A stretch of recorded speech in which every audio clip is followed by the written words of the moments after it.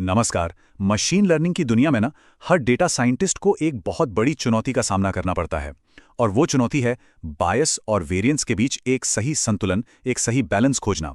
तो चलिए आज इसी दिलचस्प खेल को आसान भाषा में समझते हैं। जरा सोचिए, दो स्टूडेंट्स एग्जाम दे रहे हैं। एक ने इतनी कम पढ़ाई की कि उसने मेन टॉपिक्स ही छोड़ दिए और जाहिर है वो फेल हो गया। वहीं दूसरा स्टूडेंट, उसने किताब का हर एक शब्द, हर कॉमा, सब कुछ रट लिया, मतलब कुछ भी नहीं छोड़ा, लेकिन वो भी फेल हो गया। अजीब बात है ना? मशीन लर्निंग के मॉडल्स भी बिल्कुल इन्हीं स्टूडेंट्स की तरह गलतियां करते हैं। और बस यहीं से शुरू होती है मॉडल की असली दुविधा। एक मॉडल कब कम पढ़ रहा है और कब जरूरत से ज्यादा रट्टा मार रहा है, इसे समझना ही हमारे आज की चर्चा का मेन पॉइंट है। तो चलिए इन दोनों गलतियों को एक नाम देते हैं। जब मॉडल पहले स्टूडेंट की तरह कम सीखता है और डेटा के असली पैटर्न को पकड़ ही नहीं पाता, तो उसे कहते हैं हाई बायस या अंडरफिटिंग। और जब मॉडल दूसरे स्टूडेंट की तरह डेटा की गैर जरूरी छोटी छोटी डिटेल्स, मतलब नॉइस को भी रट लेता है, तो उसे कहते हैं हाई वेरिएंस या ओवरफिटिंग। एक है जरूरत से ज्यादा सिंपल, तो दूसरा जरूरत से ज्यादा कॉम्प्लेक्स। अब इस स्लाइड की सबसे मजेदार चीज देखिए, ये यू शेप का कर्व। ये दिखा रहा है कि जैसे जैसे हम मॉडल को कॉम्प्लेक्स बनाते जाते हैं, ट्रेनिंग एरर यानी नीली लाइन वो तो कम होती जाती है, लेकिन एक पॉइंट के बाद टेस्ट एरर यानी नारंगी लाइन वापस बढ़ने लगती है। हमारा असली लक्ष्य उस स्वीट स्पॉट को ढूंढना है जहां टेस्ट एरर सबसे कम हो, मतलब जहां न तो बायस ज्यादा हो और न ही वेरिएंस। इसे याद रखने के लिए एक बड़ी अच्छी लाइन है, बायस is lazy, variance is crazy. मतलब आलसी मॉडल असली पैटर्न सीखना ही नहीं चाहता और पागल मॉडल सब कुछ रटने के चक्कर में असली ज्ञान ही खो देता है। तो अब बताइए, कौन सी गलती तब होती है जब एक मॉडल जरूरत से ज्यादा सिंपल हो जाता है और कम सीखता है? बिल्कुल सही, वो है बायस। इस दुविधा को एक समस्या की तरह देखने के बजाय चलिए इसे एक खेल की तरह देखते हैं। एक ऐसा खेल जिसे जीतने के लिए हमारे पास कुछ शानदार टेक्निक्स हैं।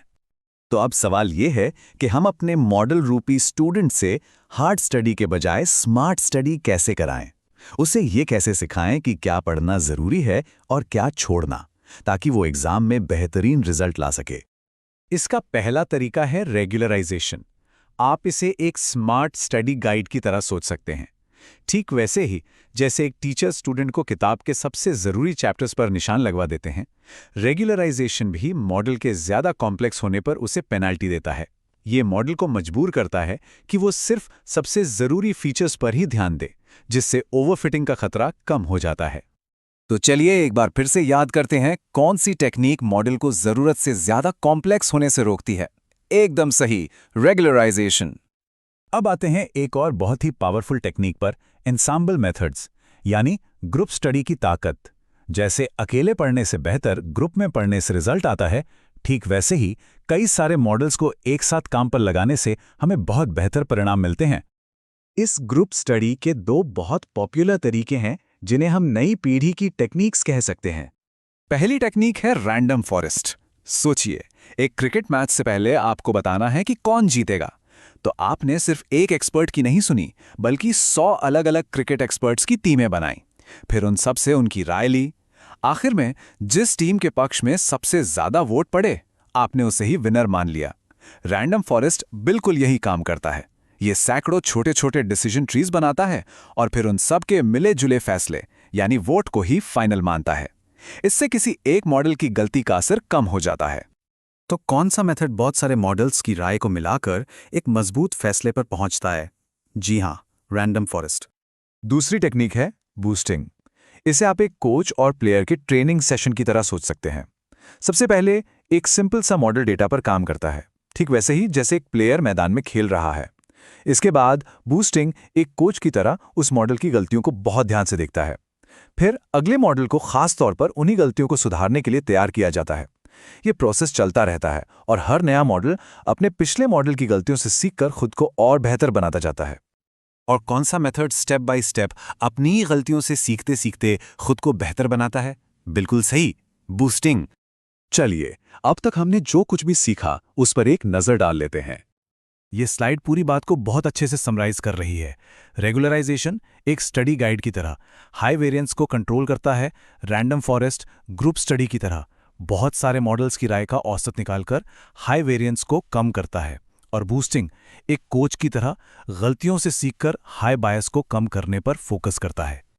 लेकिन इन सब बातों की असली अहमियत क्या है? ये सिर्फ एक किताबी चर्चा नहीं है। बायस और वेरिएंस के इस बैलेंस को समझना सिर्फ एग्जाम के लिए नहीं, बल्कि भविष्य की टेक्नोलॉजी बनाने की चाबी है। चाहे वो सेल्फ ड्राइविंग कार हो, या बीमारियों का सटीक पता लगाना हो, या कोई भी दूसरा पावरफुल एआई सिस्टम, एक भरोसेमंद मॉडल बनाने के लिए ये बैलेंस बनाए रखना ही सबसे बड़ी चुनौती है, और यही कामयाबी का असली राज भी है। तो खत्म करने से पहले मैं एक सवाल छोड़ जाता हूं। आज के सबसे शक्तिशाली एआई मॉडल्स, जैसे कि वो एआई जिसने इस विश्लेषण को बनाने में मदद की, वो सब बायस और वेरिएंस के इस नाजुक संतुलन के खेल को आखिर खेलते कैसे हैं? सोचिएगा जरूर।